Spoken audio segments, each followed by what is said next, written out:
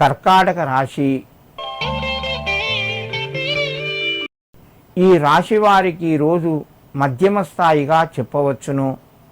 ప్రయత్నాలు ప్రారంభిస్తారు, మధ్యలో వదిలేసే అవకాశాలు ఎక్కువగా ఉన్నాయి, లేదా దానిపైన శ్రద్ధ తగ్గడం జరుగుతూ ఉంటుంది.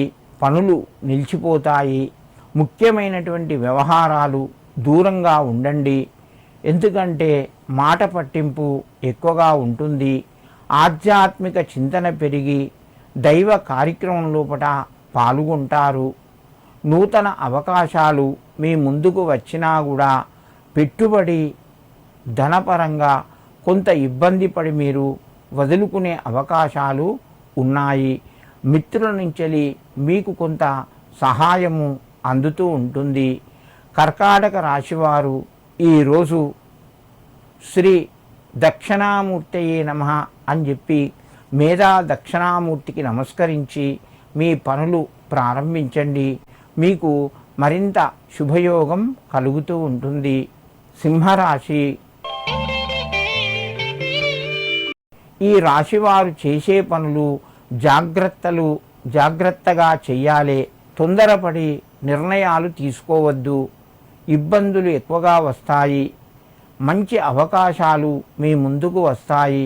శుభవార్తను వింటారు. ధనం ఆదాయ మార్గాలు పెరుగుతాయి. తొందరపడి నిర్ణయాల వలన మీరు నష్టాల్ని కొని తెచ్చుకుంటారు.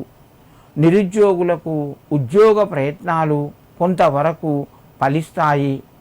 ఆరోగ్యం అనుకూలంగా ఉంది. కుటుంబ సభ్యుల మధ్యన సహకారము మధ్యమ స్థాయిలో ఉంటుంది. సింహరాశి వారు ఈరోజు శ్రీ గురు రాఘవేంద్రాయ నమః అని చెప్పి ఆ రాఘవేంద్రునికి నమస్కరించుకొని మీ పనులు ప్రారంభించండి. మీకు మరింత శుభయోగం కలుగుతూ ఉంటుంది. కన్యా రాశి. ఈ రాశి వారికి మధ్యమ స్థాయిగా ఉన్నది. పనుల్లోపట కొన్ని ఇబ్బందులున్నా కూడా సమయానికి పూర్తి చేస్తారు. అధిక శ్రమ పడవలసి వస్తుంది. దూర ప్రయాణాలు కలిసి వస్తాయి. ఇంటి లోపట అనుకూలత పెరుగుతూ ఉంటుంది. సంఘం లోపట గౌరవ మర్యాదలు పెరుగుతాయి.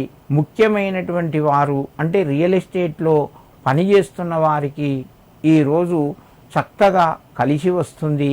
మీకు తగిన ధనలాభం పొందే అవకాశాలు ఉన్నాయి. శ్రమ ఫలిస్తుందన్నట్టు. కన్యారాశి వారు ఈరోజు దత్తాత్రేయునికి నమస్కరించి మీ పనులు ప్రారంభించండి. మీకు మరింత శుభయోగం కలుగుతూ ఉంటుంది.